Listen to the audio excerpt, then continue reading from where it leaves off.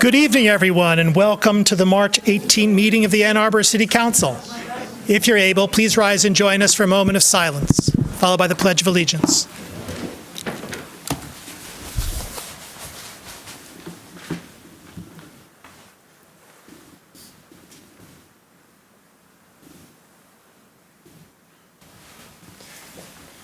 I pledge allegiance to the flag of the United States of America and to the republic for which it stands, one nation, under God, indivisible, with liberty and justice for all. Would our clerk please call the roll of council?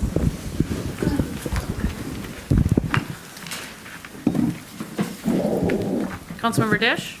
Here. Councilmember Harrison? Here. Councilmember Song? Here. Councilmember Watson? Here. Councilmember Medina? Here. Councilmember Ghazi Edwin? Here. Mayor Taylor? Here. Councilmember Iyer? Here. Councilmember Ackman? Here. Councilmember Briggs? Here. Councilmember Cornell? Here. We have a quorum. May I have a motion, please, to approve the agenda? Moved by Councilmember Iyer, second by Councilmember Cornell. Discussion of the agenda. All in favor? Opposed? The agenda is approved. Do we have communications today from our city administrator? No, Mayor.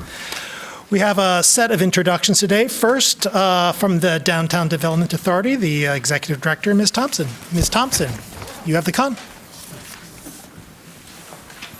Thank you.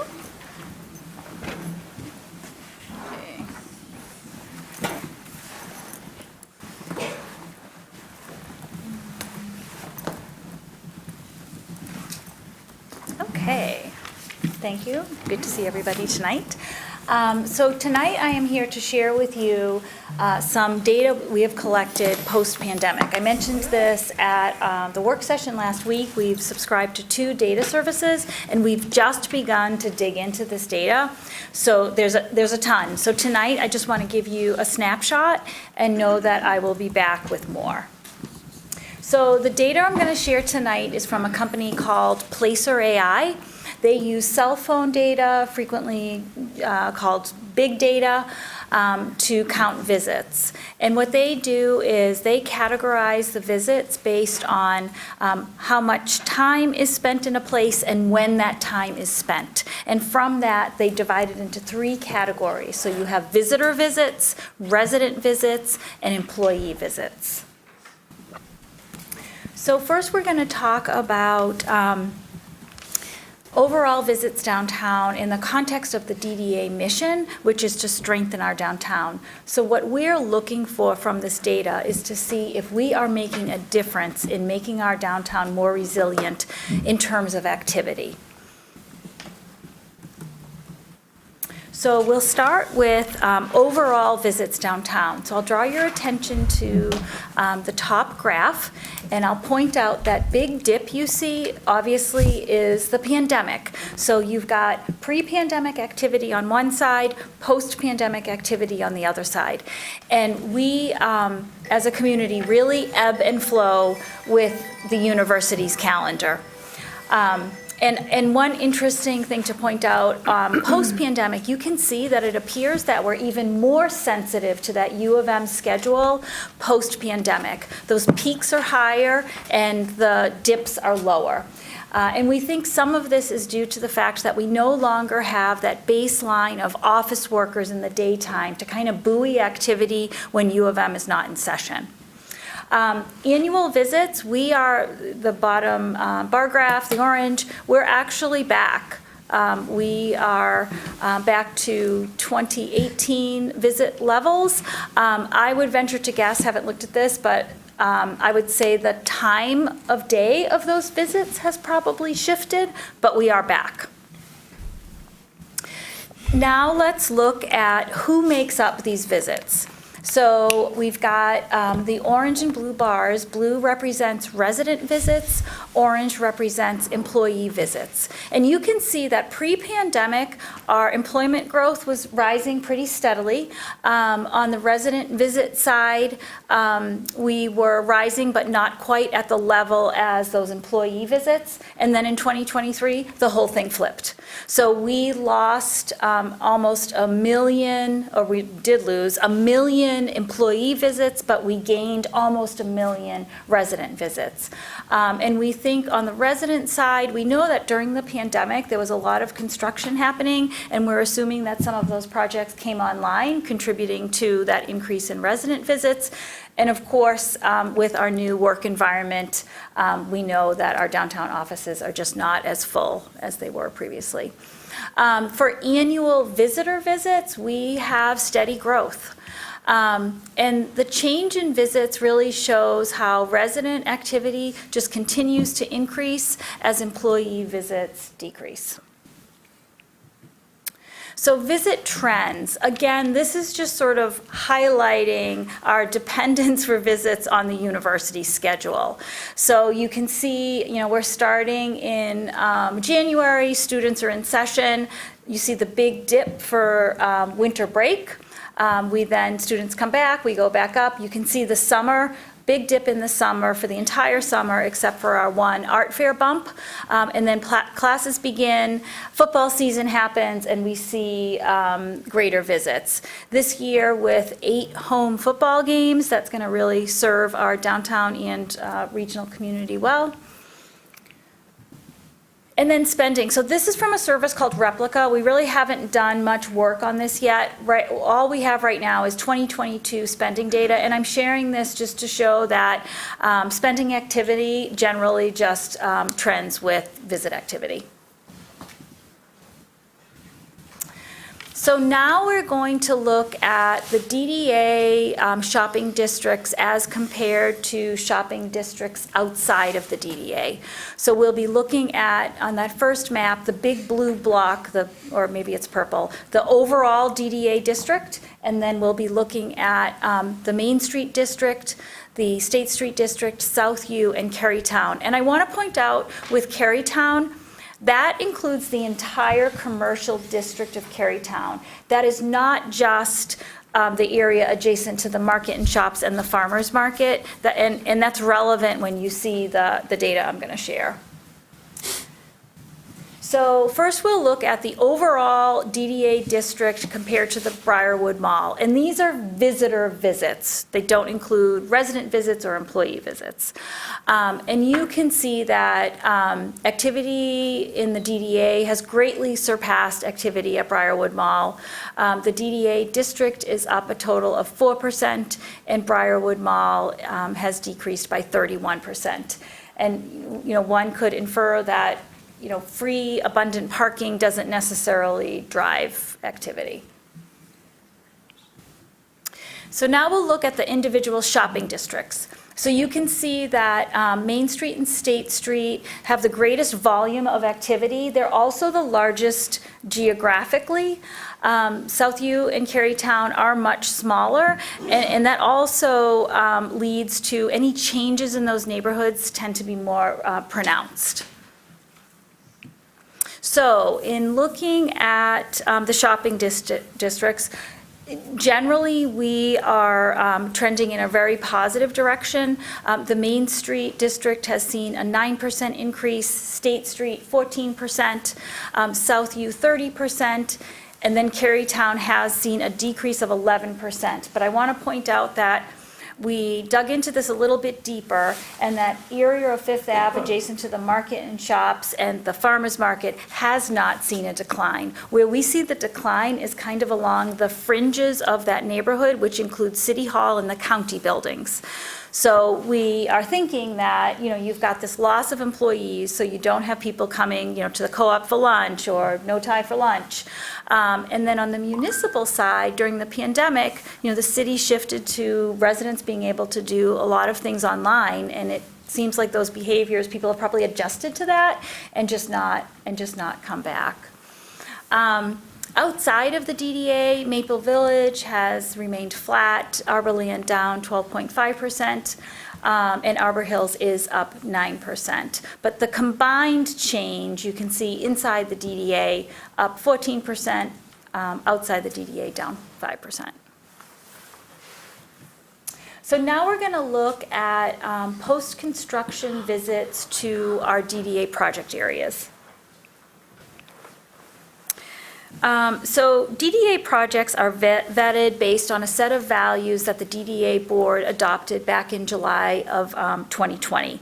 And through our projects, we are looking to create spaces where people want to be. So doing things like slowing speeds, increasing pedestrian space for outdoor dining and for walking, improving your connections downtown through our bikeway system. So we are working to do all of these things that attract people, which then in turn creates more vibrancy in our downtown. And the data is showing that our projects are creating a positive impact on those visit numbers. So just, I'm Ma'am, almost done here. Ma'am, sir, can you please move away from the council table and move back to your seat? So Fifth and Detroit, at the top, you can see the before picture of that project. On the bottom is the after, and that corridor of the neighborhood is up 15% from pre-construction. The State Street district, the State Street project area, I should say, again, the before pictures on the top, after pictures on the bottom, that project area is up 18%. First and Ashley Street is up 28%. And the bikeway projects, and this includes William, First and Division. We did not include Miller Catherine in these numbers because there is a lot of private development construction happening in that neighborhood and sidewalks have been closed. So we're going to revisit that once all sidewalks are open. But those bikeway project areas are up 30%. And that is all I have, and I, welcome all of you to email me if you have questions. I know that was a lot, and I'm happy to bring back more as we continue to dive in. Excellent. Thank you very much for your presentation. We now have another introduction, that is to say, introduction with respect to March 2024 as Social Work Month. Well, please join me at the podium.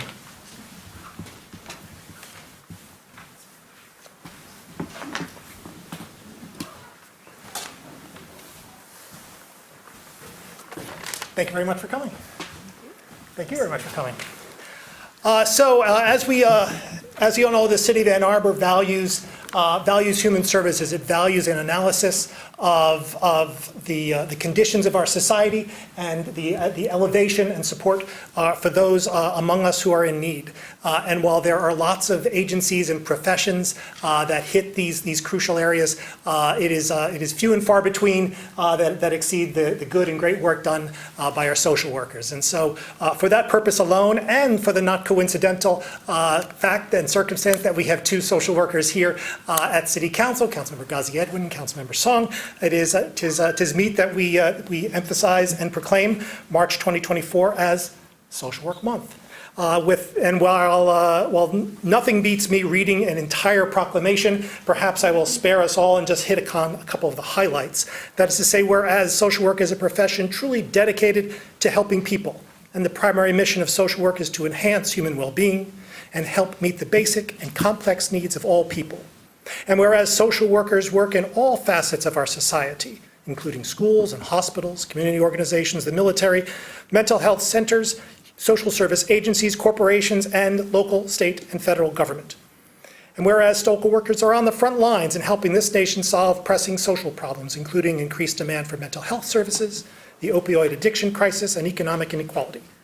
Now, therefore, I, Christopher Taylor, Mayor of Ann Arbor, Michigan, in recognition of the numerous contributions made by social workers to our community, proclaim the month of March 2024 as National Social Work Month and call upon all community members to join the City of Ann Arbor in its celebration. Thank you very much. This is for you. Thank you. Yes, and follow me. And please, by all means. May I address the council? Absolutely. Okay.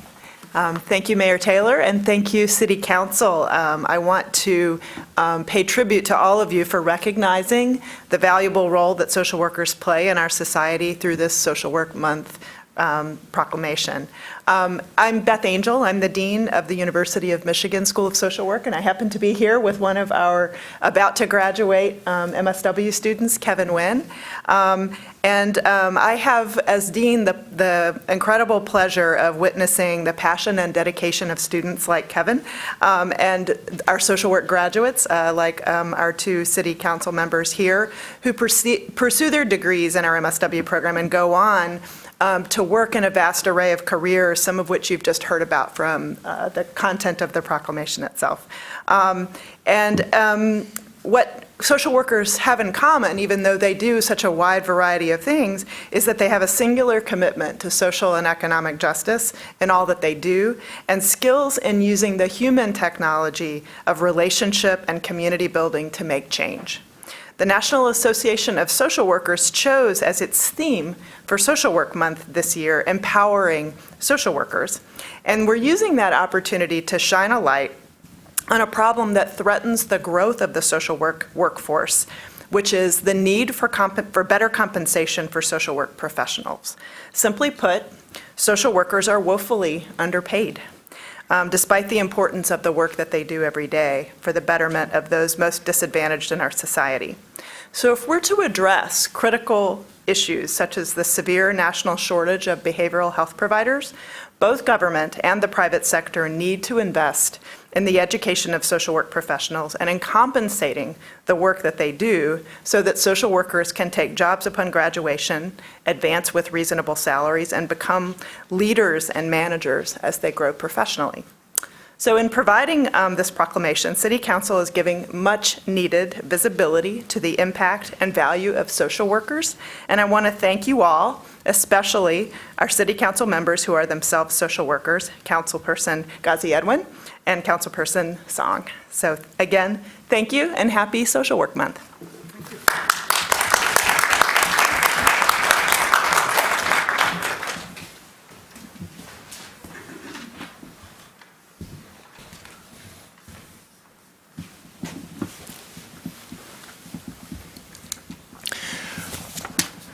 We now come to public comment reserve time.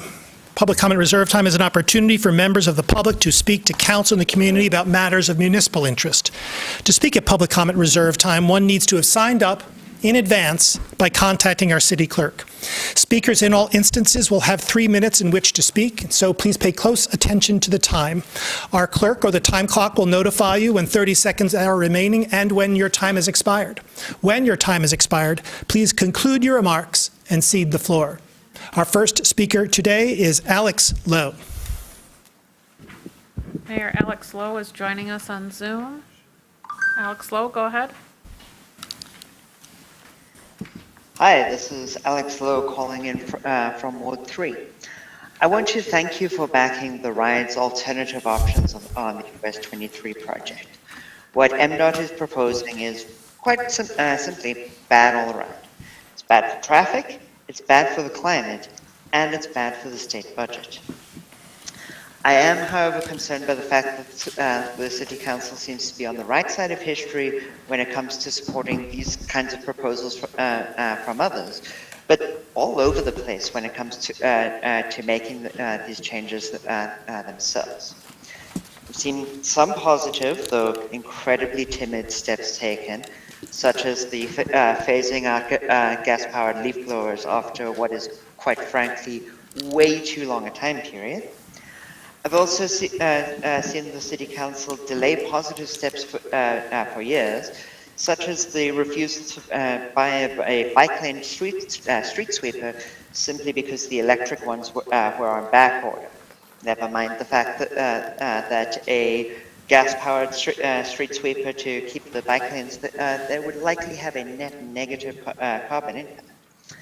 And then, of course, the times when the City Council has chosen to repeat decades worth of bad decisions, such as when you decided that municipal golf courses should continue to pollute our air with gasoline fumes. As someone who's played golf since childhood, I must say the excuses to use used to defend this decision were dreadful.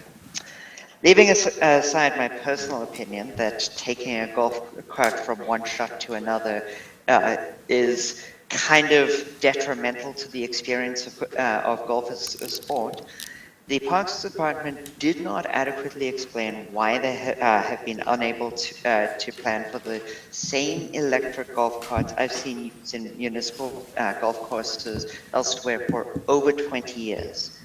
Worse still was the absolute cop-out I heard from one of my own Ward 3 council representatives, that because these electric golf carts are rented, they don't count as part of the city fleet, and therefore our city's climate goals don't count.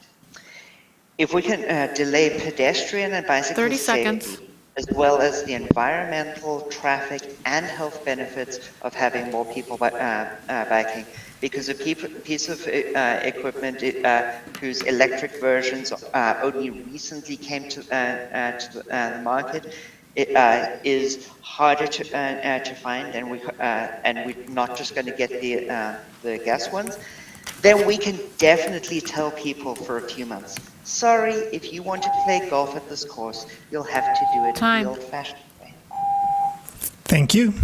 Our next speaker is Les Kratz.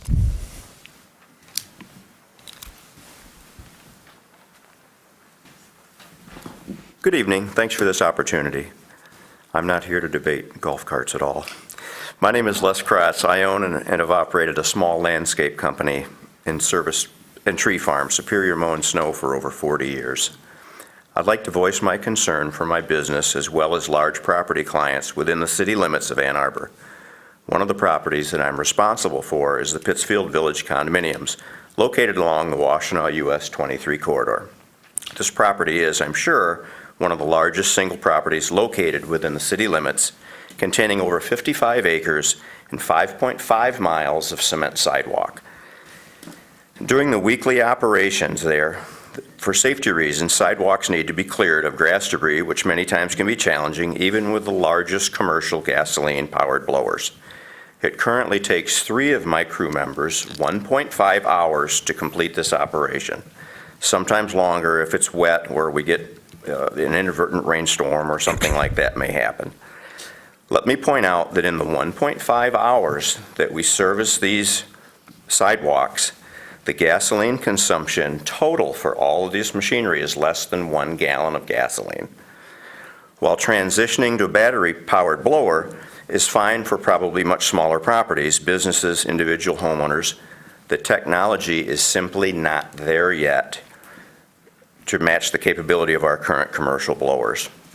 I discovered quite quickly in the last few months, while testing several large commercial blowers, that they definitely do not perform as well as the current devices. They are significantly less powerful, and contrary to how they're advertised, the cost of these closest comparison devices are in excess of over $2,700 per unit, or roughly 4 times the cost of what we currently have. In addition, the weight of these units, due to their extremely large battery size, they can exceed 32 to 35 pounds to be worn on the backs of my employees, which is 10 pounds more than our current units. As a reference, I'd like to point out that where we're all currently gathered right now, it's 3.7 miles from here to the Pittsfield Village condominiums. That's less than 1.5 miles more than we would have to walk to get there for the total increased work that these fellows would have to do, and ladies, in the summer heat. Besides the intolerable cost factor, and perhaps the most important factor, is the runtime that these units can operate between charging. I've tested 3 top commercial units, the best you can buy, the most expensive. They basically run out of battery within 15 to 25 minutes at a time. So that creates an incredible challenge for us that can only be solved by following the employees around with some sort of gasoline-powered utility cart and swapping batteries every 15 minutes. Currently, we would need as many as 18 batteries to swap. Thank you. Our next speaker is Ellen Johnson.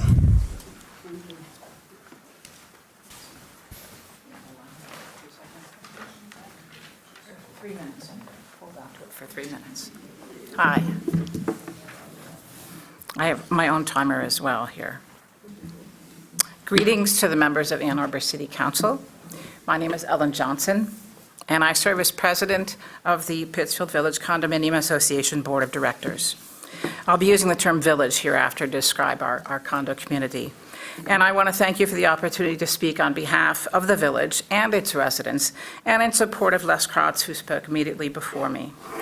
Permit me to say a few words about the village. My guess is that you know a bit about it. Everybody seems to know Pittsfield Village. But its unique characteristics make it important to highlight a few elements. It was built in the mid-1940s, and it's composed of 422 dwellings in about 130 buildings spread out over 64 acres. I know Les said 55, but he didn't count the land that the buildings sit on.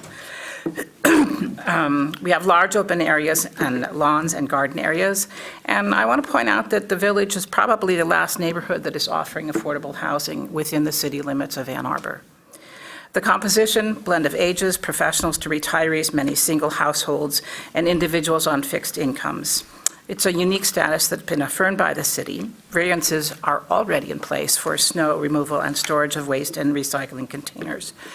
The village board has been working with our landscape contractor, Les, to understand the new ordinance banning the use of gas-powered leaf blowers and to assess the impacts on our community.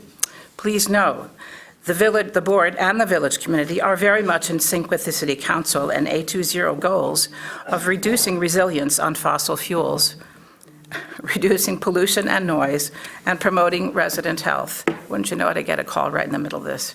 We support the concept of eliminating gas-powered leaf blowers. However, the implementation of the ordinance, as written, will have significant and surely unintended negative impacts on the village residents. Major impacts, negative impacts, Les talked about them, are cost, efficiency, and paradoxically, the increased gas consumption. Les talked about the technology issue, so I won't go on to talk about that, except for the fact that the cost of complying with the ordinance will require a significant outlay on his behalf, and will have a huge financial impact on the cost of services to the village, and that would be passed on to the co-owners and the residents. I'm going to go right to the end. I got 28 seconds here. Our request to the council is to think about and hopefully issue a variance for Pittsfield Village and other large condo complexes within the city limits to allow the use of gas-powered leaf blowers until such time as it becomes economically feasible to make the switch to electric equipment. Delayed timeline for implementation is an alternate option. We'd also like to have some financial support in place for the purchase of the equipment. Thank you. Thank you. Our next speaker is Simone Taylor.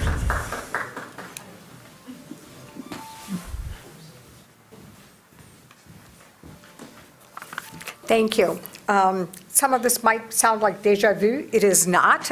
It is just a group of citizens here to advance some of the same issues. I'm Simone Taylor. I represent the Board of Directors at Newport West Condominiums. Regarding the recently passed council decision on gas blowers, our board is making a formal request for council to provide a waiver for the use of gas blowers for large properties like ours. We are not alone in this request, as you heard, as other condo associations and ground providers have come forward. In an effort to continue to support green Ann Arbor, council may have commingled the energy efficiencies to be achieved with electric blowers at single-family residences with those of large, intentionally designed communities where the complexities of grounds maintenance may result in much smaller, if any, net gain on the energy front. Newport West is a complex of 25 acres and 103 homes. Gas blowers are used once a week for about 90 minutes. As Les indicated, gas use is well less than 1 gallon per week. Large-scale commercial quality electric blowers are costly, and more critically, they currently lack the capacity for a full day's work. Service providers will be directly affected by spending additional time exchanging batteries via gas vehicles driven between locations to complete their work while enduring battery packs weighing more than a gas blower. This will likely increase, not decrease, gas use. In short, the council's environmentally informed intention may be different from the actual negative and unintended impact at large complexes such as ours. Newport West is a forward-thinking community with regard to energy issues. We've installed solar energy panels, utilized mixed energy sources for our clubhouse, are creating policies for facilitating e-vehicles, and we've purchased an electric cart to support our landscape needs. We value and pursue true energy efficiency, and we believe you do too. We trust you will be compelled by the differences between single-family yards and large complexes, and sympathetic to the unique needs of large complexes such as ours that require your reconsideration. We hope you'll consider exempting large residential complexes from the gas blower ban until technology for commercial capacity battery-powered blowers catches up to the requirements of properties like ours. Short of that, we request that you allow a 3-year phase-in to all electric blowers for all-season use for sites of our size. I thank you for your time and your consideration. Thank you. Thank you. Our next speaker is John Godfrey.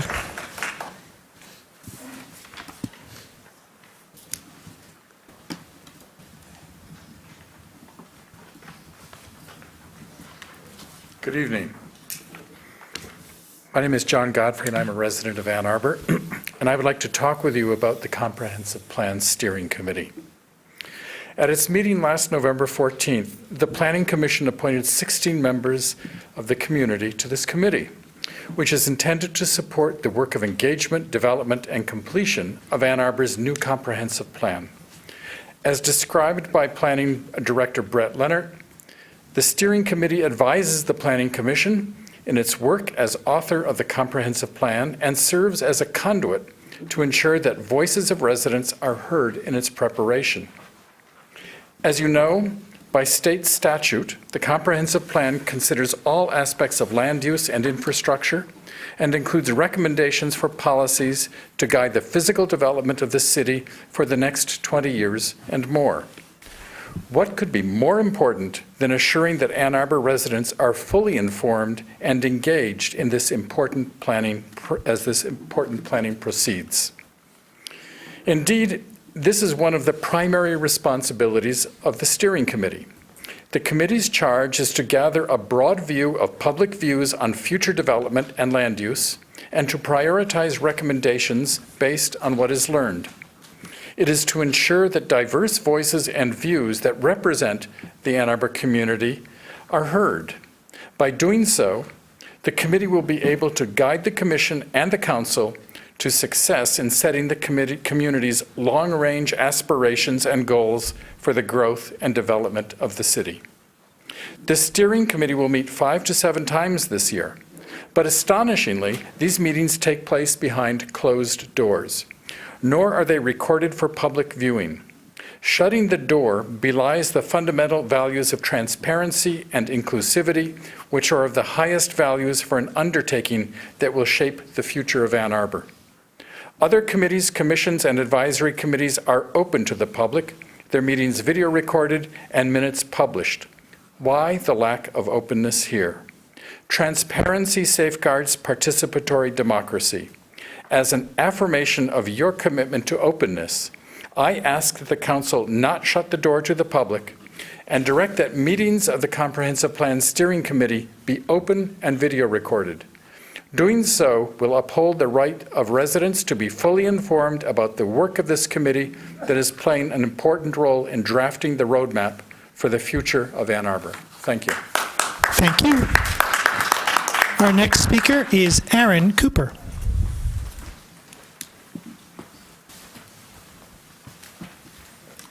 Good evening, Mayor, Council. My name is Aaron Cooper, and I'm the new Executive Director for Avalon Housing. A little bit about me is my experience has been about 16 years in affordable housing across the Midwest, more so in public housing. Worked alongside Ms. Hall over here for a number of years. And so I come to you from the Inkster Housing Commission in Inkster, Michigan as our CEO. And before that, I worked in Cleveland and Toledo in affordable housing. So I just wanted to come before you today just to introduce myself, but also thank you for everything you all have done. This community has been great. I've only been here for a few weeks, but I've learned a lot in a short period of time.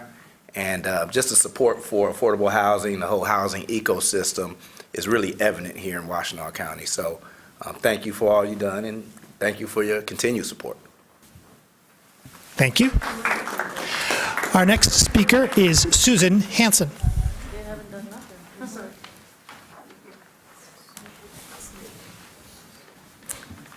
Hi, I am Susan Hansen. I live at 3465 Richard in Pittsfield Village. I am a part of the Pittsfield Village Sustainability Group, a group that works to build sustainability throughout the whole structure of our condo community. When I and others heard about the ordinance that you passed, we were absolutely thrilled. And I really appreciate the energy that you put into that. And then it came to our attention that there are a lot of problems with implementing that ordinance. Les has filled us in a lot. He really went into it to try to make it work. And I'm not going to go into, I had a lot of things about that. I won't go into those right now.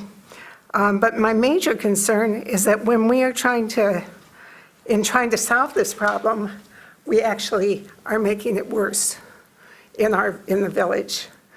We're probably going to increase how much fossil fuels we're using, and this is often a problem. We have to take our time to look at actual effects when you're implementing, and so Les and his company have been working in Pittsfield Village for a long time. He is a very hardworking, intelligent man with a lot of integrity. So I believe in the results of what he's been doing. And I feel that if he is having all this difficulty with the implementation, we as a city needs to listen to him and take him seriously. He will not, as we heard already, he will not be alone in having these difficulties.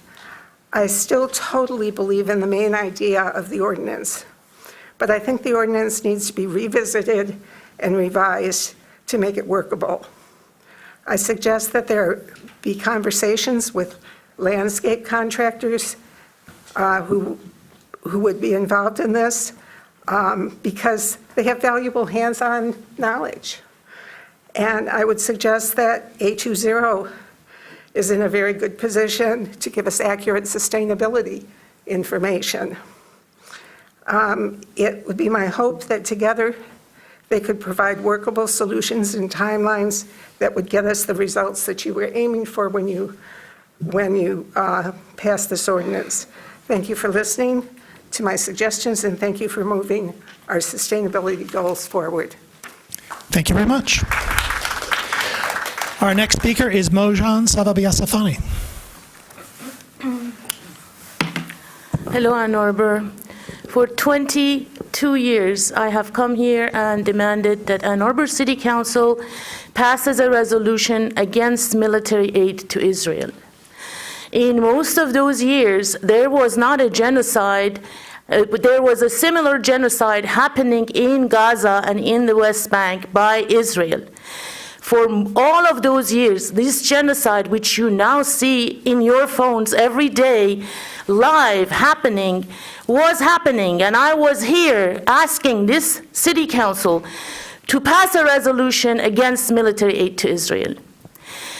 Since 5 months ago, and it's now almost 5.5 months, Israel has been slaughtering Palestinian people in hundreds and thousands, and yet again we are here with a lot of people from the community asking this city council to cut off military aid to Israel. Except every time anyone brings up the issue of cutting off military aid to Israel, members of this city council, particularly Ms. Aisha Ghazi Edwin, screams anti-Semitism. This is a trick of Zionists. Every time anyone says, hold Israel accountable, cut off the money to them because they are murdering people, they scream anti-Semitism. Well, I tell you, most Americans are for cutting off military aid to Israel. American senators are saying cut off military aid to Israel. If Ms. Ghazi Edwin and Ms. Lin Song, who are social workers inclined to support human well-being, in fact, if that is what they are, they should be spearheading a resolution that says cut off military aid to the apartheid genocidal state of Israel. My question is, why don't they? And why is it that I have to come here again and again asking for cutting off military aid to Israel? Ms. Ghazi Edwin, you should be spearheading it. You should say cut off military aid to Israel. And I have you know, because you insulted me multiple times before, I have you know that when you were peeing in your diapers, I was in Palestine teaching Palestinian children science, math, and art. When you were peeing in your diapers, Miss Ghazi Edwin, I was in Palestine organizing exhibits of Palestinian student science work and artwork in Jerusalem. It's because of people like me that almost 100% of Palestinians are literate. And it's because of people like you that they are being driven to a slaughterhouse and they are being exterminated. Cut off military aid to Israel. It is your duty to do it. Time has expired. Thank you. Our next speaker is Alan Haber.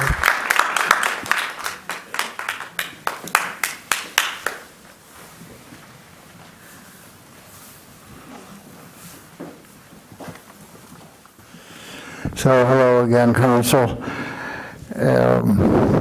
Last week, I gave you the paper by Peter Weinbaum. I don't know if you read it, but if you had read it on the Commons, but in the larger context, you would understand much more deeply what this war in Gaza is about and why military aid and aid to that war at all should be stopped. The question I'm raising here, though, is what that paper was about, the Commons. And I also sent you the paper by Michelle Alexander looking at the situation. There's something in the air. And that's what I hope we can touch on toward cooperation rather than domination. And Mr. Godfrey spoke of the comprehensive plan group enclosed. That's really what the problem is, that this whole idea of the commons and planning is quite enclosed. There was nothing in this 3-day consultation that we had over at the library that recognized the commons existed. It wasn't in the agenda, it wasn't on the maps, it wasn't on any of the program. The DDA, who was just here, has refused to recognize the commons as a public vote. They've not had in 5 years and 4 months of meetings one conversation. What kind of democracy is that? The library has not had one conversation on what they're cheek to cheek with on that public land. We really need to see how people can look at the development of this city in our bicentennial to bring these ideas together of what could be a flourishing, beautiful center of the city, a heart of the city. That's what this whole idea is about, that for some reason, this council is collaborating and not having discussed, and the city administrator, whose job is to bring all the partners in this together, has not ever done that. It's like we never voted, or it's like what I might have said before in a harsh sense, but there's something to it. Totalitarian democracy. Vote for what you like, but the bureaucracy is in place and we don't recognize it. The Commons is a strong idea all over the world and did win the Nobel Prize in Economics as the best way to organize commonly pooled resources. How come you ignore it? Well, anyhow, it will flourish on a Peace Day, on Earth Day coming up on the 21st of April, is Sunday. We'll have a program in the park, and likewise for the Ann Arbor birthday on Saturday, May 25th. And this is a chance to look beyond domination toward cooperation. It's that Thank that's you. in the air. I hope you guys will all get the scent of it. Thank you. Thank you. Our next speaker is Blaine Coleman. For over 20 years, we have demanded a city council resolution against military aid to Israel. When we demand that resolution, council member Aisha Ghazi Edwin over here shoots it down with ugly accusations of anti-Semitism. This buys Israel even more time to massacre even more Palestinians. Their blood is on Aisha's hands, too. Aisha, don't gasp, Aisha, this is what you're doing. Aisha should be introducing the resolution against military aid to Israel, not shooting it down. Anyone who helps Israel commit this genocide will live in shame and then burn in hell. Aisha has a long life of shame ahead of her unless she changes really fast and listens to the community. Do you remember how powerful apartheid South Africa used to look? Well, it's dead now. Dead and buried and never coming back. After this Gaza genocide, you know the apartheid state of Israel is going the same way. Israel is hated for the Holocaust that it's committing against the innocent Palestinian people. And that's why Israel cannot last. Aisha, Dharma, Lynn, Jen, Travis, Chris, don't abuse your office to buy time for the doomed apartheid state of Israel. Don't be assassins for Israel. Approve the resolution against military aid to Israel before Israel murders another 40,000 Palestinians. You don't understand. This resolution is now mainstream public opinion in the United States. And Councilmember Jen Iyer is running away from the room because she took campaign money from old friends of the Israel Defense Forces. Shame on her.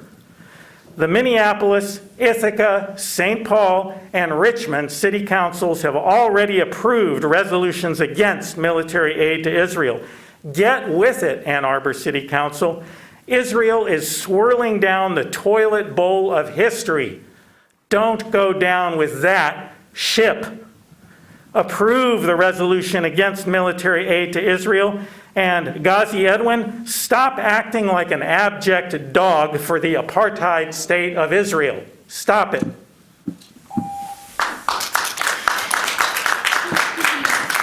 Are there communications today from council? Councilmember Dish. Thank you, Mayor Taylor. I want to start by recognizing once again the creative and dedicated effort that Councilmember Ghazi Edwin put into developing the resolution that this body did pass regarding the conflict between Israel and Hamas. Councilmember Ghazi Edwin does not deserve the disrespect she is receiving in this room. I wish it would stop, but unfortunately it is protected speech. But you have my gratitude and my support. Last Wednesday evening, I attended one of the open public downtown planning engagement sessions for the comprehensive land use plan at the Ann Arbor District Library. This is one of the many opportunities for members of the public to share their priorities for land use in Ann Arbor. These engagement events are going on across the city, and they are held via various mediums. There's been an online survey. This was an in-person information session, and then people could put tons of Post-its on all kinds of diagrams and maps that are just an incredible vision of what we might do with bike lanes and many other things. This public session was standing room only. It was attended by residents of all ages, but there was a notable presence of people in their 20s and 30s. And there was one adorable baby who was thoroughly charmed by our own Raymond Hess. I would finally like to say that on April 24th at 6 p.m. at the Ann Arbor District Library, Councilmember Harrison and I will have our next quarterly coffee hour. That is April 24th at 6 p.m. So mark your calendars. Thank you.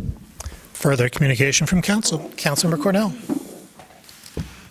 Thank you. I just have a couple things. I wanted to echo Councilmember Dish's sentiments and thank the DDA for the excellent work that they've done in the visioning and community feedback sessions. I know that that was a big lift for their team to do that 3 nights in a row.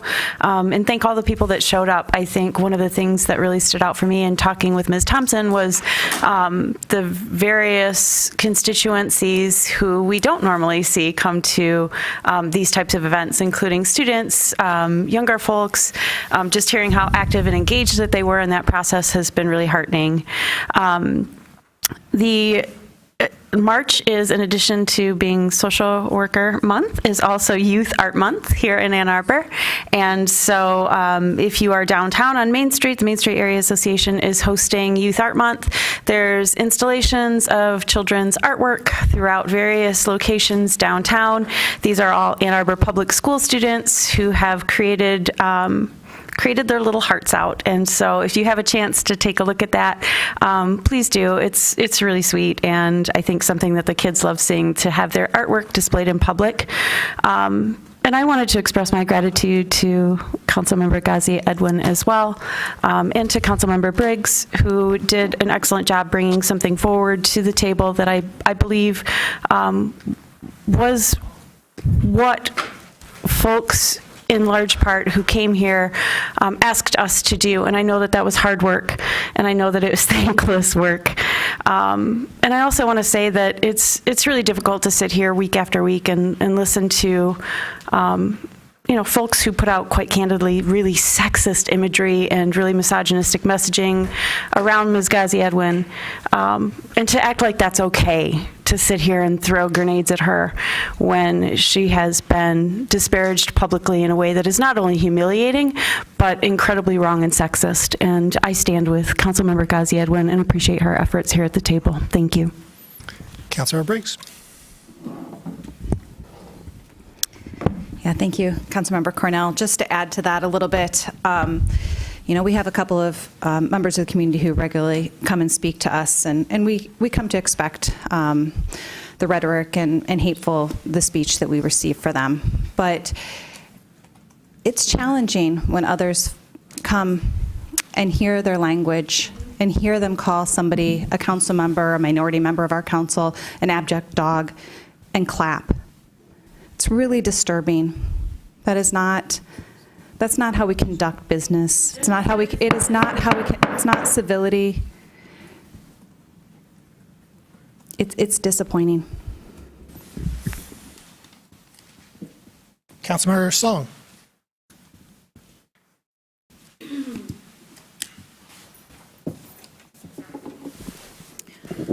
So I've known Ann Arbor for 29 years, first as an undergraduate student, then as a student commuter, and as a worker juggling 2 to 3 jobs at a time so that I could afford to live here. I've protested in these streets for affirmative action with fellow MSW students, worked in nonprofits, built a family, and learned to fight with and for Ann Arbor. When I was first elected to the library board in 2016, my children were 6 and 11 years old, pros at phone banking for a former council member and door knocking with me for Democratic Party candidates. And now my oldest is an adult, and my youngest will be in high school. They are among a very small number of children here who can recite that only 24% of our local taxes goes towards the city's operations.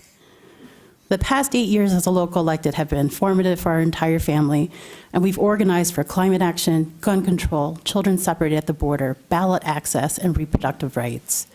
We also organized our neighborhood, protesting U of M's plans for bus maintenance at our next 2 neighbors who live in low-income housing. And we shared our disappointment each time the city forgoes opportunities to become more welcoming to new neighbors. There's so much work to do as we recover from the city's racist past and present, and as we recover from the pandemic.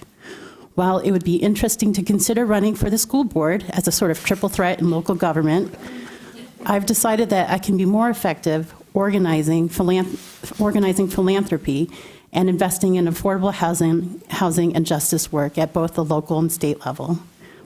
I'm so grateful for my colleagues at this table for their dedication, informed policy analyses, and steadfast optimism in the city's future. I also appreciate the expertise and clarity that city leadership have demonstrated from the city administrator's office, city attorney's office, and all of our departments. It's been a privilege to learn from you all. That said, while I won't be running for re-election this fall, there is a candidate in Ward 2 who will be announcing their run this week. They have my undivided support, given their professional and personal experience in government.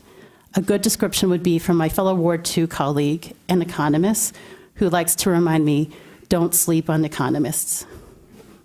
I'm confident Ward 2 will be well represented. Thank you. Councilmember Iyer. Well, Councilmember Song may feel it has been a privilege to serve the city. I feel it's been a privilege to serve with her. And I just want to express how very, very grateful I am that she has sat at this table over the years and lent her voice time and time again with total moral clarity to issues big and small. Always speaking out for those who are marginalized in our community, and even going so far as to donate $1,000 every time a Holocaust denier speaks here at council. We will miss you, and yeah, I'm just going to miss you. Thank you. Councilmember Adina. Thank you, Mayor, and I want to echo a lot of what Councilmember Iyer just said, and and add that I am grateful that we still have a number of months left to work with you, because I know that as somebody who's been able to work with you for the last 3+ years, the work is never finished for you, and I'm just really grateful to have had the opportunity that I've had to serve with you, and as Councilmember Iyer mentioned, your willingness to always center the marginalized and those whose voices aren't always at this table. And so I am very grateful for you, and look forward to the work that we still have to do together. But want to just thank you for your commitment to public service and all that you do for our community. Thank you. Further communication from council.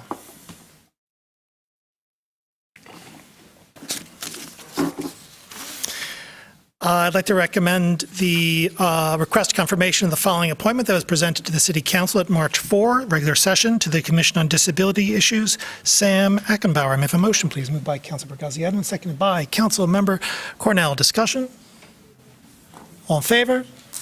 Opposed? It is approved. I'd also like to recommend the following nomination for your consideration to the Downtown Development Authority, Kim Mays. May I have a motion, please, to approve the consent agenda? Moved by Councilmember Watson, seconded by Councilmember Dish. Discussion of the consent agenda. I believe we have an introduction with respect to CA4.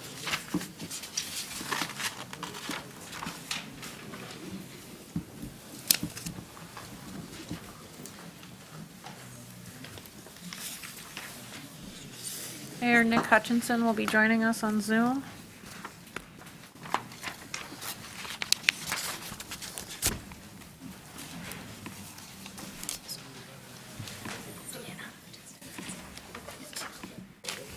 Hi, this is Nick Hutchinson, City Engineer. We had several questions come in regarding CA4, so I'll go through those and provide some answers to them right here.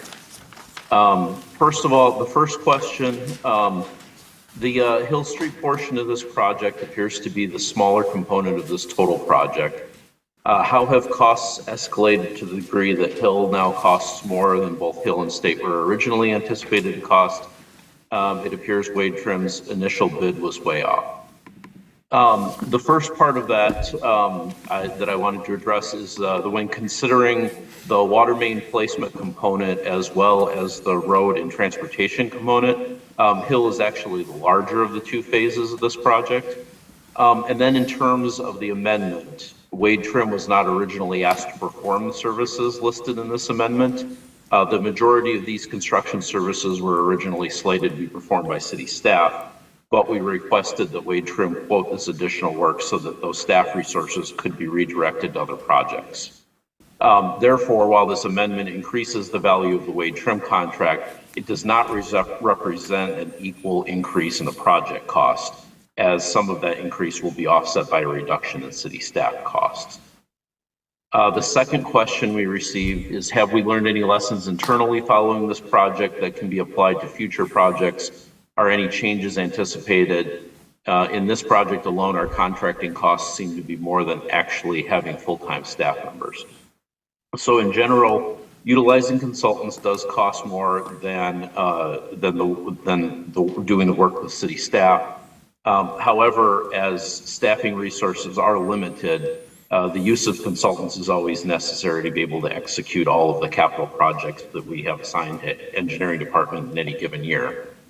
In particular, projects that utilize federal aid, such as the State and Hill project, are extremely time-consuming and onerous for city staff to execute. So having a consulting team to execute these types of projects frees up city staff to work on multiple other projects instead.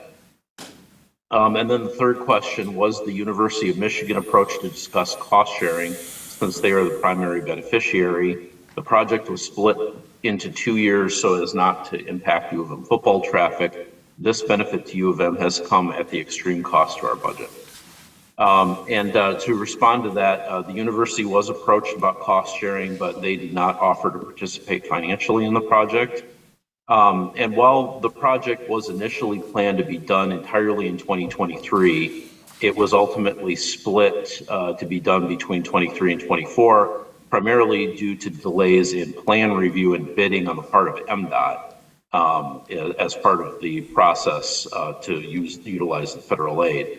And therefore, football traffic was actually not the primary driver of that decision. So that's all the questions and responses that we have, and I'll be around to answer additional questions if need be. Thank you. Further discussion of the consent agenda. Councilmember Dish. Can I say something nice without pulling something at this moment? Yeah, we all have 3 minutes plus 2 minutes. Superb. So I just wanted to say how excited I am to see CA3, which is the Sesame Nanogrid acquisition. So this is going to be a mobile resilience hub the size of a trailer.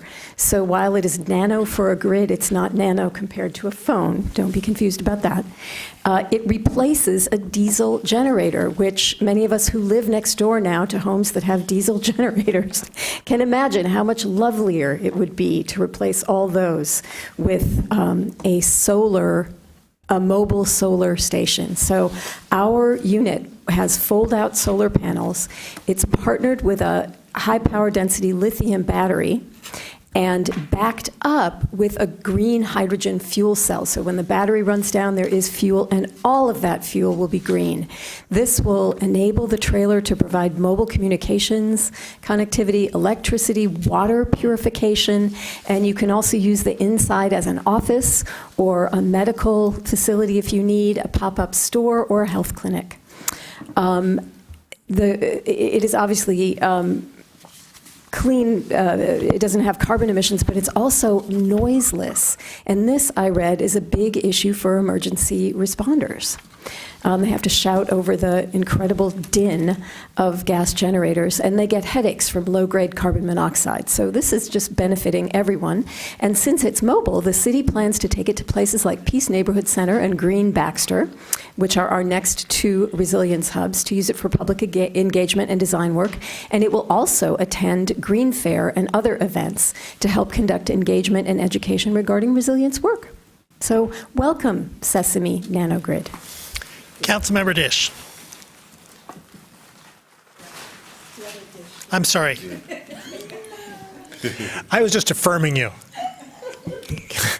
Hosanna. Councilmember Briggs. Thank you. I just wanted to thank Mr. Hutchinson for that staff introduction. That's helpful to understand some of the escalating costs there. So just wanted to appreciate staff for those responses. Further discussion of the consent agenda. For my part, I would just like to briefly uplift the MEDC and our delegation with respect to the grant for Bicentennial Park's splash pad in the amount of $1 million. Of course, we all know that Bicentennial Park, formerly Southeast Area Park, is one of the city's focal points for bicentennial improvement. It's an exciting project. It still requires funding, so for all of you with seven figures waiting to be spent on something, the splash pad at Bicentennial Park, which will be an incredible thing, still requires some assistance. So thank you so much to the state for this grant, and we look forward to further engagement downstream. Further discussion of the consent agenda. All in favor?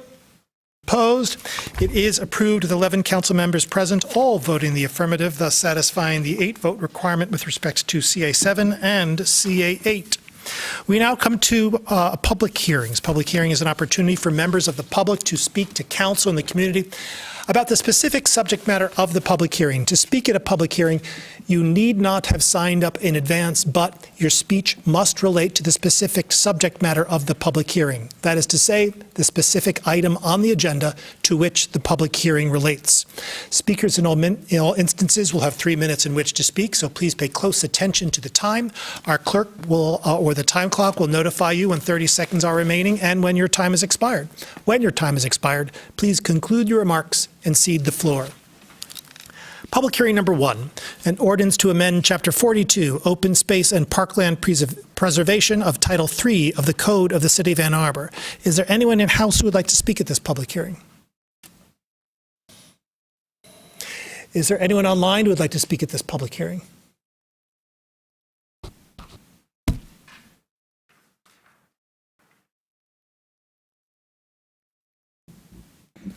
Mayor, I don't have any callers online for this hearing.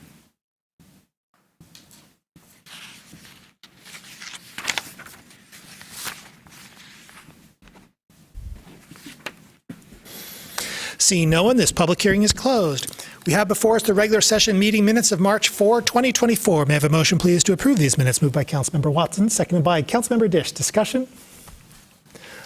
All in favor? Opposed? It is approved.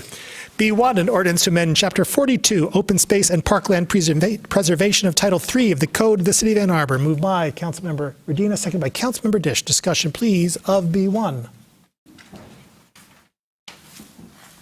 Councilmember Redina. Thank you, Mayor. In response to some of the feedback we received from council and members of the community, staff has recommended a couple of amendments that are presented on the agenda as the substitute ordinance, and so I would move the substitute. Is there a second? Second by Councilmember Watson. Is the substitution friendly? All in favor? Oh, it's friendly. Goodness gracious. I'm just so excited to vote. Councilmember Redina, you still have the floor. Thanks. And just to address some of that for members of the public, staff went to work on making sure that a couple of the items that I think were drawing some unintended attention because it is not reflected in the practice of the work that we do with the Greenbelt. There was some language in there that we worked to clarify, and so one of those pieces was making sure that when land is purchased with the funds from the millage dollars, that when we sell this back as part of our Buy, Protect, Sell program, that those funds will go back for that same use, and so that they're not going to be used for other purposes. And then the other major piece was around the development rights. We heard a lot about that. That is not something, as we indicated and heard from staff at our last meeting, that is practice here in the city of Ann Arbor. The contracts that we are negotiating are ensuring that the conservation easements that we put in place are in perpetuity. And so the language that was originally reflected in the ordinance was very much simply intended to meet state guidelines.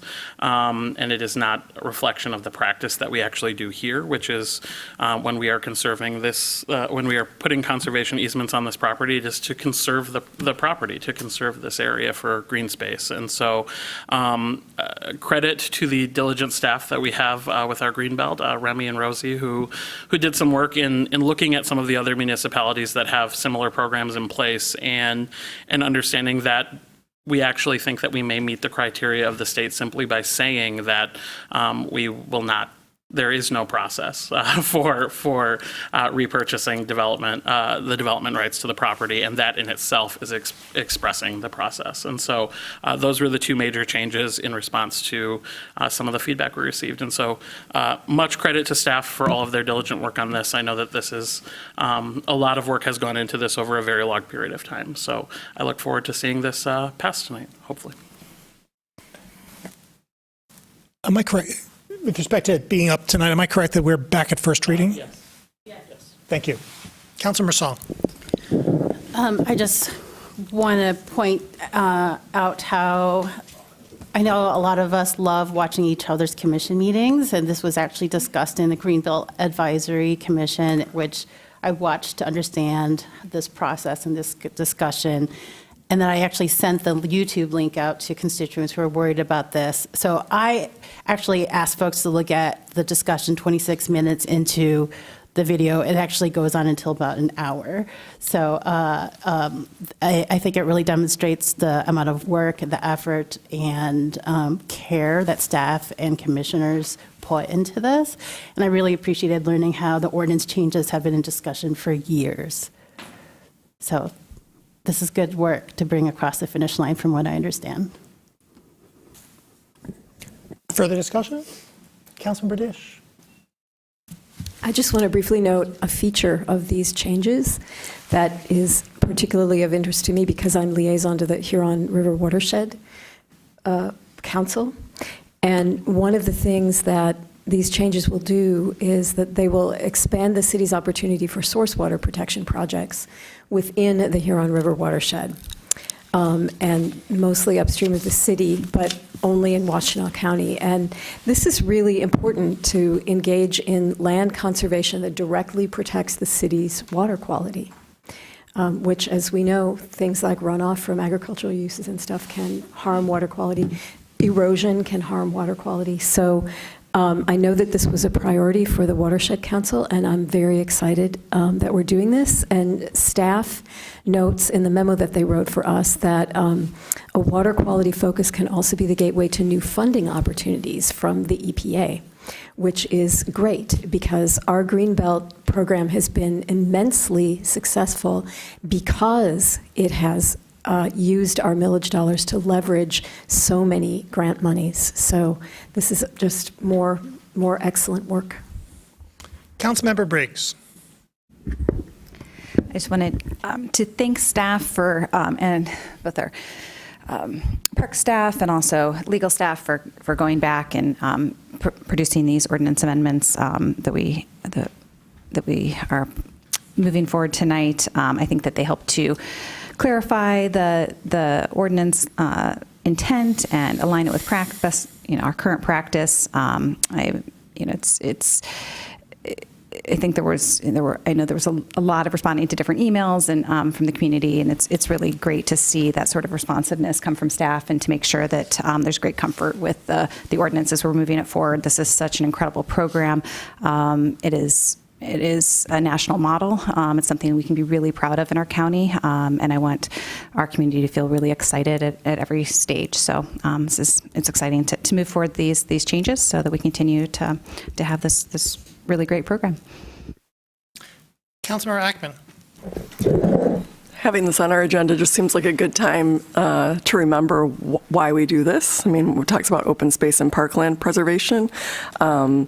But a lot of this is about preventing sprawl, which is very costly, both environmentally and from an infrastructure perspective. I remember this is one of the first issues I became aware of locally, and I was really proud that I moved to a community that was trying to do something about sprawl. So I don't know, I think it's a good time to remember that with that comes building density where it belongs within the city. And so just let's be consistent across these policies as we think about our land use planning.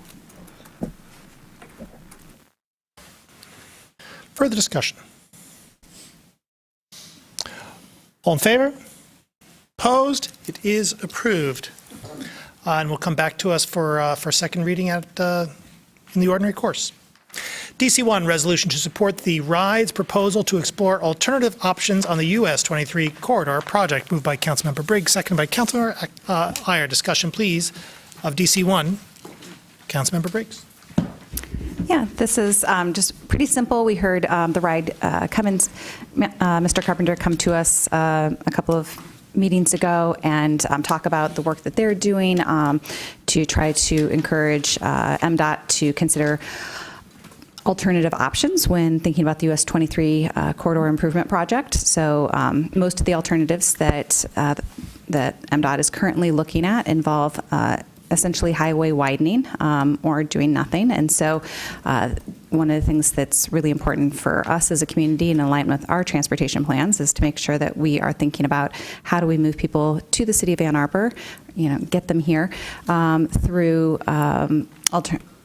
sustainable options. And so the transit is one of those key ways that we can do that. The ride's proposal is great. It looks at adding more park and ride lots and transit service up our along the US 23 corridor so that we can get people into the community who want to be here, but not in a single occupancy vehicle. So we are a little bit behind in this region in terms of thinking. I think little is an understatement. In terms of exploring those types of options. So I am hopeful we can move this forward tonight. I suspect there's strong support for it, but encourage MDOT to seriously do this analysis. We're way behind. Further discussion? Councilmember Harrison.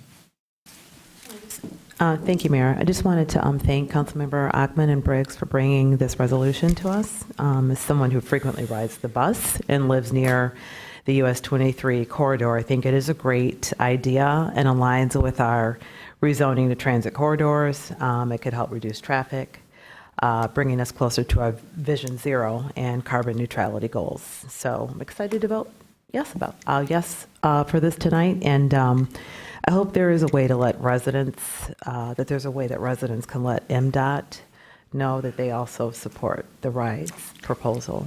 So, thank you. Councilmember Song. I'd like to express my thanks as well, and also note the alignment and values with the new transit caucus in our legislature, and thank Representative Jason Morgan for really pushing that along. I love how he actually lives right by this corridor off of 23 in Washtenaw, so he can actually observe that progress as it goes along, and it's great to see how our city aligns with the state work. So I'm eager to see this happen. Thanks. Councilor Ackman. I guess I'll just add that, we really need to think about this issue differently, and I believe I heard Representative Morgan make these comments at the state, but we can't exactly keep our roads up that we have. Why on earth are we talking about adding more lanes when there are other options that can make use of the infrastructure that we have in a way that's more economically viable? So even if you're not moved by the sustainability arguments or the accessibility arguments, which are all really, really important, I think even just from a fiscal responsibility perspective, let's do something different. Further discussion? All in favor? Opposed? It is approved. DC2, resolution to implement anonymous hiring initiative, moved by Councilmember Harrison, seconded by Councilmember Iyer. Discussion, please, of DC2. Councilmember Harrison. Oh, my apologies. We have an introduction.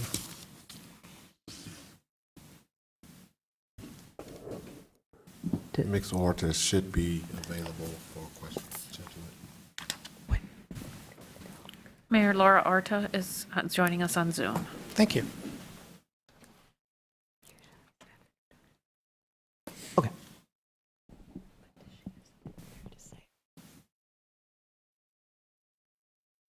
Good evening, everyone. Hi.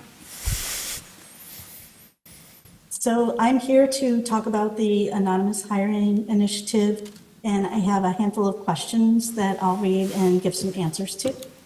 So the first question is, please explain the terminology around anonymous hiring versus what the process is currently referred to and why using this language is a better option.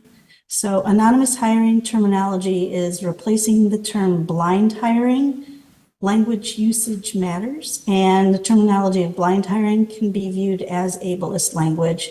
So we looked at it and said, what's a better way to approach this with the way that Ann Arbor is moving forward and being inclusive in all areas. Anonymous hiring is done at the candidate screening stage or the initial review of an applicant's skills and qualifications related to the required qualifications of the job description. Question number 2 is, how can a combination of anonymous hiring practices and proactive recruitment strategies help create a more equitable hiring process for women, individuals with justice-involved backgrounds, and other underrepresented groups potentially facing bias? So anonymous hiring will assist in abating that initial implicit or unconscious bias related to every human individual's need to put a face to any conversation around someone, and this being a text-based kind of conversation. If you have legal name, prior preferred name, an email address, a prefix or a suffix, a photo, a physical address, or a phone number, all those give you little clues and allow your biases as an individual, because we all have biases, we just need to be bias aware, to come in and kind of start shaping your viewpoint before you have done any of the review process. For example, when I worked for a Department of Corrections and an individual would apply and provide their zip code on their place of residence, there was absolutely a specific bias within Department of Corrections around the person's socioeconomic status and the individual's likelihood of recidivism if their records showed that they had any previous justice-involved background issues. On the gender bias area, the United Nations Development Program Gender Social Norms Index reveals that half of the people worldwide still believe men make better political leaders than women, with 40% stating men make better business executives. Prefixes such as Miss, MISS, MRS, or as I use mix, reveal a great deal of information regarding an individual's gender and marital status. And women in underrepresented groups can experience a sticky floor, which is another terminology in DEI and HR, due to their names or any of the other identifiers I talked about. A sticky floor refers to a bias that an individual belongs in a specific role, typically lower ranking jobs, which means lower pay and then all the negative results related to those outcomes for the rest of their lives. Individuals look at a name and say, well, that individual's name could never be an executive level because of their name. And so that sticky floor comes into play sometimes. And anonymous hiring also allows for, it's the initial review. I want to keep stressing that, the candidate screening stage of an applicant to focus solely on the alignment of the applicant's qualifications with the identified requirements in the job description itself. Question number 3 is, we currently have strategies to improve our numbers of female identifying officers and firefighters. Will this interfere with that? Absolutely not. So one of the initiatives that is nationwide in the police departments is the 30 by 30. And that will not be impacted by this in any way.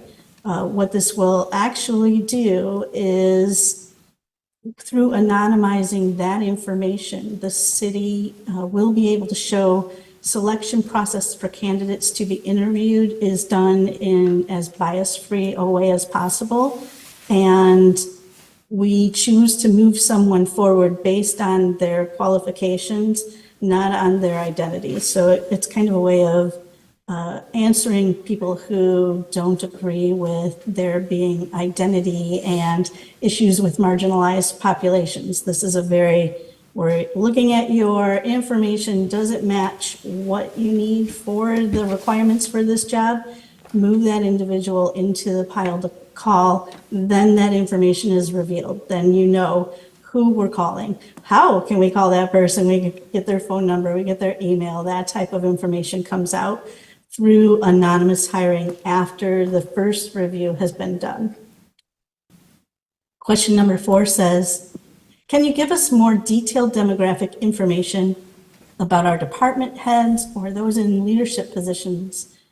So pulling some information from our UKG system that the city uses, we looked at individuals who are identified as supervisors. The total of that is 150.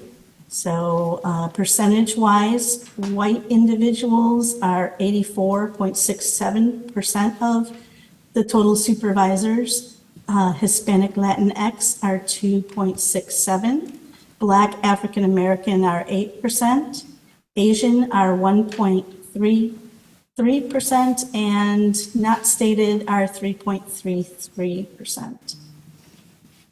So how does this move us forward in HR best practices? I do not want to speak for HR or the HR director here for this answer. I certainly would want to collaborate with the interim HR director before responding fully. They're currently out of the office, so once they have returned, we will provide you with more detailed answers. From the DEI side of the house, I can say that anonymous hiring is one of a sequence of practices in inclusive recruitment, hiring, and overall workplace diversity practices. And that is all the questions that I have so far. Thank you. Councilmember Harrison. Thank you, Mayor. So the Anonymous Hiring Initiative is a direct response to the undeniable need for a diverse and equitable workforce. This initiative is grounded in the understanding that employment should be accessible to all, free from the biases that skew hiring decisions. It is designed to tackle implicit bias head-on, ensuring that employment opportunities reflect the diversity of our community. By leading this change, we can hopefully inspire local businesses and organizations to follow suit. Research shows that diverse teams are more innovative and effective. We can enhance the city's operations by embracing a broader range of talents, perspectives, and experiences. This initiative aligns perfectly with our commitment to social justice by creating a level playing field for all job seekers, especially women and people from marginalized groups. It removes potentially biasing information from job applications, focusing on skills and qualifications as the basis for employment decisions. It also underscores our commitment to fair chance hiring, addressing the unfortunate reality that names and zip codes can be wrongly interpreted through the lens of racial bias, potentially guessing at a criminal history. In removing such information, we combat the subconscious biases that may disadvantage justice-impacted individuals and others, affirming our belief in equitable employment for all. As we implement anonymous hiring, we hope this inspires local businesses to refine their recruitment, interviewing, and onboarding strategies to be inclusive and equitable. The goal is to ensure that all applicants, regardless of background, have equal access to job opportunities. To that end, I just want to thank Laura Orta and staff for their hard work with this resolution. And that's all. Councilmember Iyer. Oh, Councilmember Medina. Thank you, Mayor. I have one proposed amendment that I would ask that the clerk please share around now. That would add and photographs to the list of potentially biasing information in the first resolved clause. This is coming as an acknowledgement that there seems to be a number of people who add their pictures to their resumes, and so wanting to make sure that that's included in the potential list of items that would be removed from that initial review. Is there a second? Second by Councilmember Harrison. Is that friendly to the body? And then I would just, thank you. I would just add that I appreciate Councilmember Harrison and Councilmember Iyer for bringing this forward. My understanding of hiring practices at the university is that this is kind of a growing, everything is trending in this direction. I don't know that it's universal at this point, but in the hiring that I've participated in, this is starting to become fairly well established as a process to make sure that applicants in that initial phase are being screened based on their qualifications, not based on any of these potentially biasing pieces of information. And so I think this is a good step in the right direction, and I look forward to hearing back also about what solutions may be in place for us to be able to implement this, as I acknowledge that in my conversations, I know that if we were to do any type of software that would do this or anything like that, that we'll also likely have to address that budgetarily at some point. So thank you. Councilmember Iyer. Thank you. I'm glad to co-sponsor this, and I do want to thank Councilmember Harrison, though, for all her hard work on it, and I was happy to lend support to it and add my name. It's really fitting that we bring this forward in March, as it's Women's History Month, and women are one of the groups that frequently are discriminated against in hiring, whether purposefully or implicitly. In fact, Equal Pay Day was March 12th. We did just mark that, and that, of course, is the date that symbolizes how far into the year women must work in order to earn what their male counterparts earned in the entire previous year. Anonymous hiring, as it's been said, of course, eliminates the opportunity for that unconscious bias, leading to a fairer evaluation of candidates' qualifications for the job at hand. And I did just want to share some statistics from various studies over the years that have really formed the base of support for moving in this direction with hiring. 1 in 5 women experiences gender discrimination in recruitment. White-sounding names got callbacks 50% more than black-sounding names. 48% of HR managers do admit that bias affects their candidate choice. And African American and Asian job applicants who mask their race on resumes have better success getting job interviews. So those are all really good reasons for us to be moving forward with this. I did want to note as well, studies have found that mothers, people with disabilities, and candidates who belong to the LGBTQ plus community are also less likely to be called back when identified as such. So as we work to diversify our city workforce, it is important that we take steps like this that have been shown to increase equity in the hiring practice and will eventually lead to that diversity that we're seeking in our workplace. Councilmember Ackman. Thanks for working on this. I was happy to see it on our agenda. I'm actually was in a unit at the University of Michigan that implemented this a couple of years ago. I had a very large team of about 30 people, so I was doing a lot of hiring, as you can imagine. And we implemented this, and it was dramatic how much more diverse both our pools became as well as who we ultimately hired. So just applaud this work and look forward to seeing, it yield the results that we'd like to see in terms of a more diverse workforce. Thank you. Further discussion? All in favor? Opposed? It is approved. DS1, resolution authorizing publication of notice of intent to issue capital improvement bonds to fund the development of 121 Catherine as affordable housing not to exceed $9 million. I believe we have a introduction. I suppose I got to move in second. My apologies. Moved by somebody. Councilmember Medina, second by Councilmember Watson. Ms. Hall, you have the floor. Thank you. Good evening, Mayor and Council. The questions are, how does the bond proposal impact future use of the millage? For example, how will the interest on the bond cut into the millage? And how are staff thinking about the balance between the availability, can't read my own handwriting, the ability to use the millage now to build housing versus the ability to use it later? And these are actually all questions that we thought about and talked about over the years, and that's why we're bringing this proposal forward. It is impossible to build affordable housing without some kind of subsidy, whether it's land or lower interest or grants or anything that brings the cost down. It can take 3 to 5 or more years from the concept to actually having certificate of occupancy, so it's a long process. And so if you do one project at a time and you go 5 years, then you build, and then you go 5 years, and then you build, you are going to take a lot longer time to bring your projects online with people actually moving into that housing. The important thing about the way that we are proposing this for bond financing is that when I go out to the private market to borrow money, my interest rate right now is around 8%. Even though the resolution says up to 7%, bond counsel thinks it's going to be closer to 5%.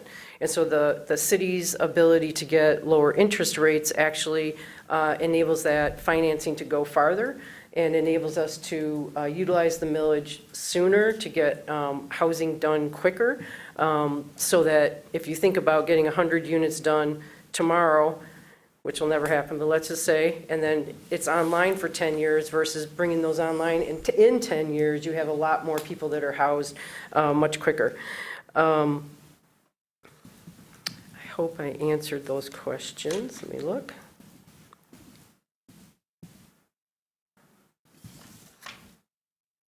I think it's important to note that the city does control how much money is bonded, and they will consult with their bond counsel and with our finance and city administrator to make sure that the city's comfortable holding enough money into the future to be able to pay back that bond. So what we use it for, what we use the millage for is both pre-development costs, which is thinking if you're like looking at developing a site, you have an idea of what you want to do. You have to pay for surveyors, environmental consultants, architects, engineers to do a site plan. But we also use it as the very end gap financing as what is needed to make the project actually happen. And so by doing a combination of bond financing, we can continue to do the pre-development work while we're also doing actual long-term financing of the projects. Does that answer your question? Thank you. Discussion. Councilmember Watson. Back in June, Council passed a resolution to encourage the investigating bonding for affordable housing, and I'd like to thank so many of my colleagues around the table who offered to co-sponsor that, but especially Councilmember Song, who really has been pushing this issue, advocating strongly, talking about it at Housing and Human Services Advisory Board, and even on Parking Day, she talked about it in downtown Ann Arbor with residents. She's been talking about this everywhere she goes, and it's a great part of her legacy. But more importantly, this is just financially the right thing to do. We know that multifamily housing is only getting more expensive to build. We know that the interest rate environment, the inflation, the supply chain constraints are making it harder and harder to build housing. So it's much better to have this money up front. I'd like to thank Mrs. Hall, Ms. Prashan, and Mr. Dahoney for having this, taking this, creative approach, really, and just trying to make our money go further. The community is committed to building housing through the affordable housing millage, and why not use that money to its fullest extent? Councilor Song. It is really true. I do tell everyone about how this is going to be amazing if we bond out our affordable housing millage. I attended the Michigan Municipal League's CapCon conference last week in Lansing, and that's where municipal officials and administrators gather and talk about best practices. And there are 2 workshops on housing, and the biggest issue is financing. I think if there's anything to point out, well, a couple of things to point out. One, it was noted that our housing commissioner, Jennifer Hall, is one of the best in the state, well-respected, trusted, and folks are following her work. So we're very, very lucky to have that expertise in town.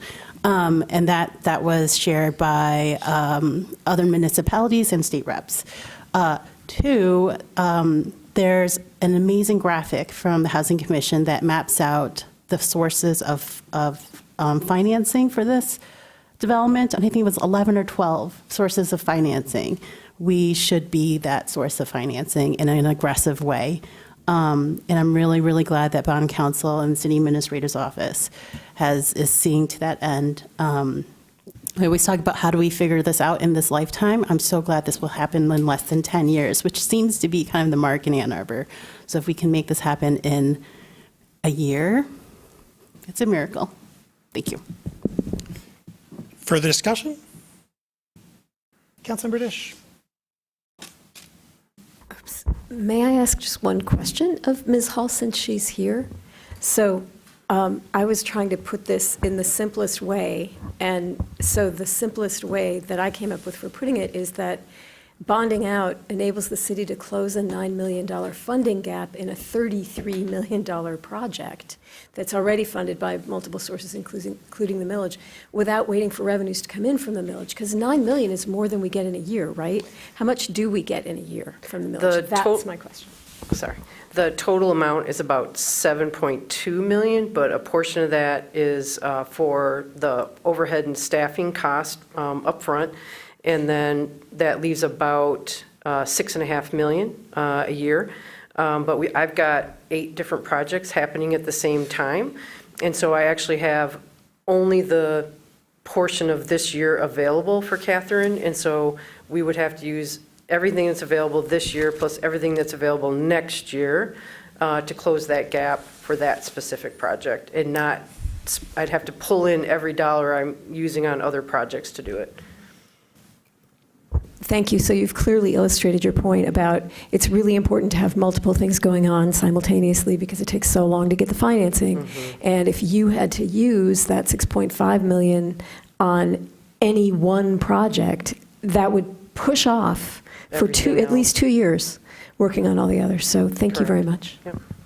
Further discussion? Yeah, you can. 2 minutes. Okay.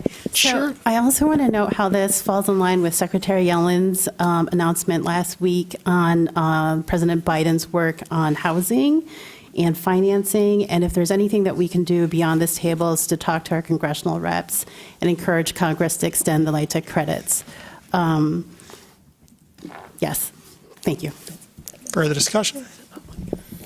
I'd just like to extend my gratitude to staff up and down the line. This is an exciting opportunity for us to accelerate the financing and construction of affordable housing downtown, and I hope and believe that it will be a replicable process.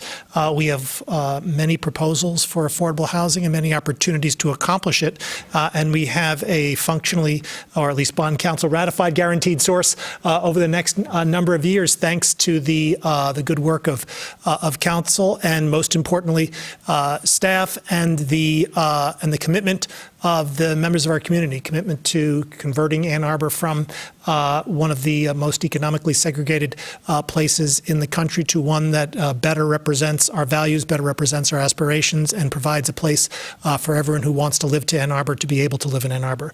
We can accomplish that through our addressing housing supply, and in this context, crucially, the building of affordable housing. Further discussion? All in favor? Opposed? It is approved with, do we have to roll call it? I think we do. Well, thank you. Thank you, Councilmember. We will extend the suspense. Roll call vote, please, Ms. Boudry, starting with me, I believe. Mayor Taylor? Yes. Councilmember Iyer? Yes. Councilmember Ackman? Yes. Councilmember Briggs? Yes. Councilmember Cornell? Yes. Councilmember Dish? Yes. Councilmember Harrison? Yes. Councilmember Song? Yes. Councilmember Watson? Yes. Councilmember Medina? Yes. Councilmember Ghazi Edwin? Yes. Motion carries. Do we have the pleasure of a closed session today? No, thank you, Mayor. We have before us the clerk's report of communications, petitions, and referrals. May I have a motion, please, to approve the clerk's report? Moved by Councilmember Cornell, second by Councilmember Ackman. Discussion? All in favor? Opposed? The clerk's report is approved. Are there communications from our city attorney? None today, thank you. There is no public comment overflow, and so may I have a motion to adjourn, please? Moved by Councilmember Dish, seconded by Councilmember Harrison. Discussion? All in favor? Opposed? We're adjourned.